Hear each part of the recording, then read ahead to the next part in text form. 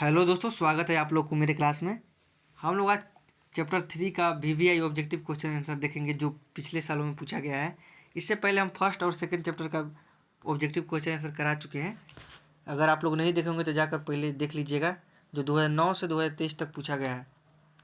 Okay दोस्तों, चलिए हम थर्ड नंबर चैप्टर में जितना 2009 से 2023 तक क्वेश्चन आंसर पूछा गया है हम आप लोग को करा देते हैं। ओके दोस्तों, चलिए आज का फर्स्ट नंबर क्वेश्चन है, पुराणों की संख्या कितनी है। पुराणों की संख्या कितनी है। देखिए ये कितने बार पूछा गया है, 5 से 6 बार ये पूछा गया क्वेश्चन। पुराणों की संख्या कितनी है, 18 पुराण है। कितना पुराण है, 18।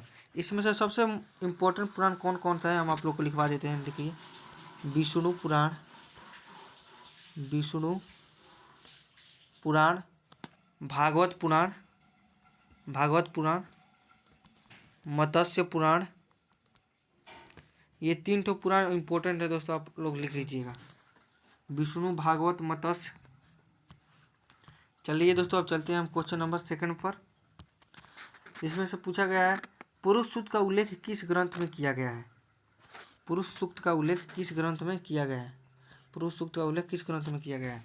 ऋग्वेद के 10वें मंडल में, ऋग्वेद के 10वें मंडल में पुरुष सूक्त का उल्लेख किया गया है, 10वें मंडल में।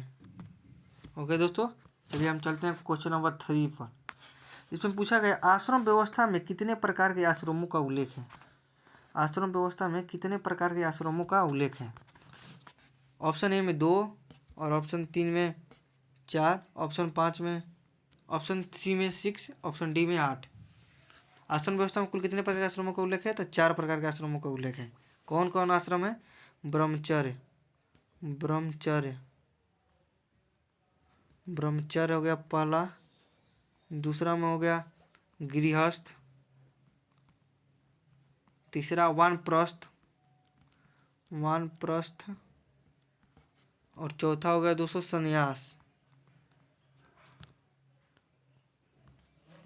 चौथा हो गया संन्यास। ओके दोस्तों, अब चलते हैं अब क्वेश्चन नंबर 4। क्वेश्चन नंबर 4 में पूछा गया है,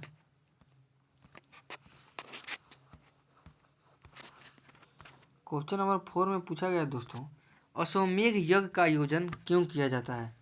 अश्वमेध यज्ञ का आयोजन क्यों किया जाता है। अश्वमेध योग, अश्वमेध यज्ञ का आयोजन क्यों किया जाता है। शाही संपदा के लिए, व्यापार के लिए, दोनों के लिए, और इन डी में दिया गया इनमें से कोई नहीं। ठीक है दोस्तों, अश्वमेध यज्ञ का आयोजन शाही संपन्नता के लिए किया जाता है, शाही संपन्नता। चलिए क्वेश्चन नंबर 5 पे चलते हैं।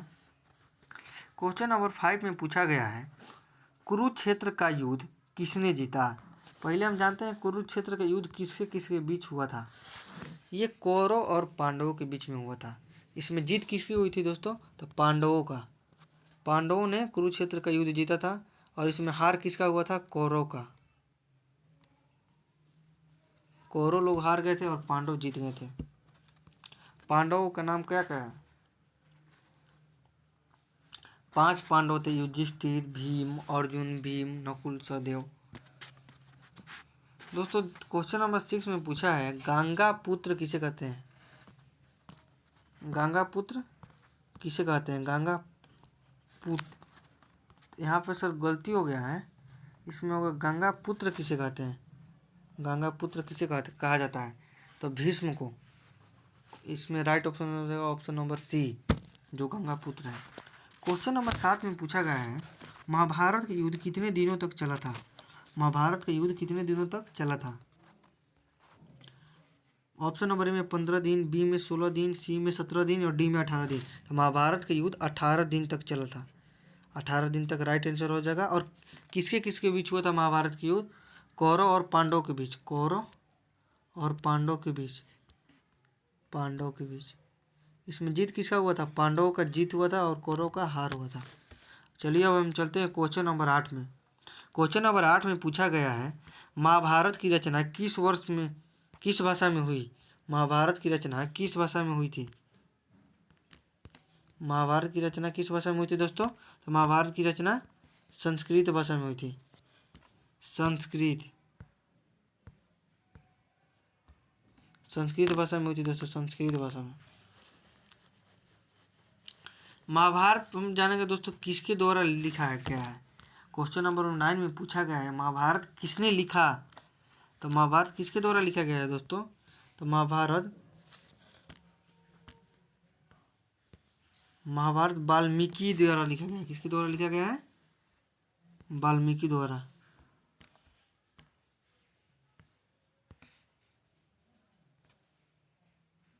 नहीं दोस्तों देखिए, रामायण वाल्मीकि द्वारा लिखा गया है और महाभारत वेद व्यास के द्वारा लिखा गया था। किसके द्वारा लिखा गया था। वेद व्यास के द्वारा। रामायण वाल्मीकि द्वारा लिखा गया और महाभारत वेद व्यास के द्वारा लिखा गया। वेद व्यास।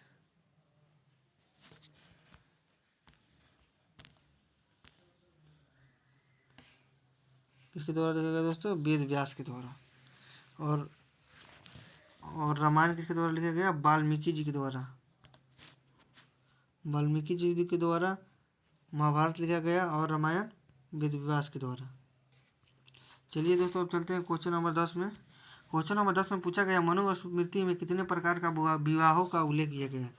मनुस्मृति में कितने प्रकार के विवाह का उल्लेख किया गया है। तो मनुस्मृति में 8 प्रकार के विवाहों का उल्लेख किया गया है, जिसमें से सबसे ऐसा विवाह हो गया ब्रह्म विवाह, और जो सबसे खराब विवाह हो गया पैशाच विवाह। ब्रह्म सबसे बढ़िया विवाह होता है दोस्तों, अच्छा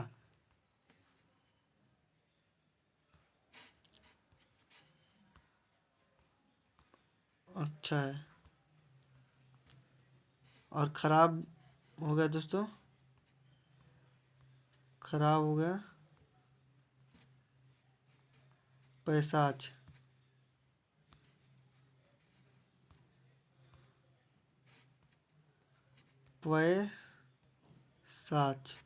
पैशाच विवाह सबसे खराब होता है और अच्छा विवाह होता है ब्रह्म। मनुस्मृति में कितने प्रकार के विवाह का उल्लेख किया गया है। मनुस्मृति में 8 प्रकार के विवाहों का उल्लेख किया है। इसका राइट ऑप्शन हो जाएगा क्वेश्चन नंबर 10 का राइट ऑप्शन हो जाएगा सी। चलिए दोस्तों हम चलते हैं क्वेश्चन नंबर 11 पे। क्वेश्चन नंबर 11 में पूछा गया है यहाँ पर महाभारत में गंगापुत्र के नाम से किसे जाना जाता है। महाभारत में गंगापुत्र के नाम से किसे जाना जाता है। शांतनु, भीष्म, दुर्योधन और शकुनि। तो महाभारत में गंगापुत्र के नाम से भीष्म को जाना जाता है, भीष्म को। तो इसका राइट ऑप्शन हो जाएगा बी। ओके दोस्तों, चलिए अब हम चलते हैं क्वेश्चन नंबर 12 पर।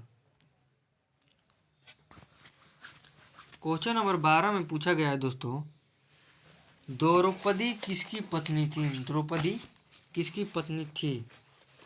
ऑप्शन ए में अर्जुन, ऑप्शन बी में नकुल, ऑप्शन सी में सहदेव और ऑप्शन डी में इनमें से सभी थे। द्रौपदी सबकी पत्नी, 5 पांडवों की पत्नी थी द्रौपदी।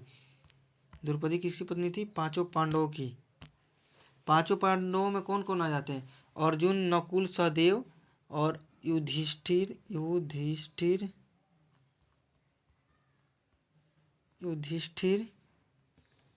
भीम,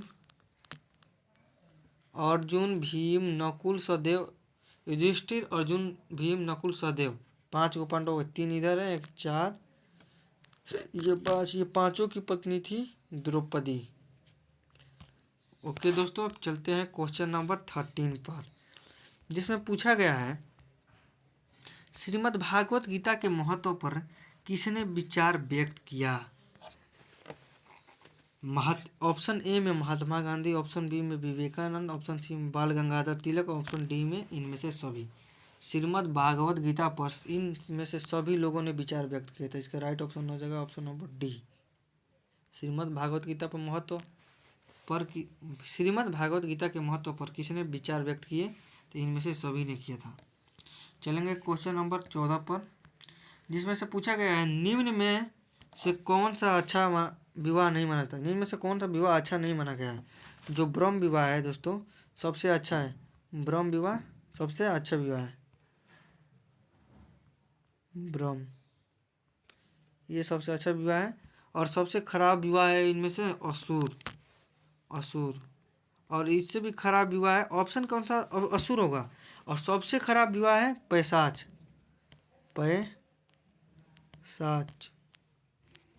सबसे खराब, सबसे खराब। ब्रह्म विवाह सबसे अच्छा है, ये सबसे अच्छा है।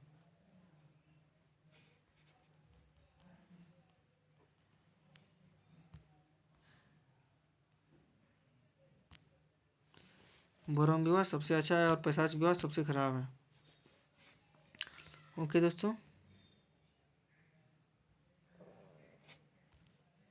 चलिए अब हम चलते हैं क्वेश्चन नंबर 15 पर।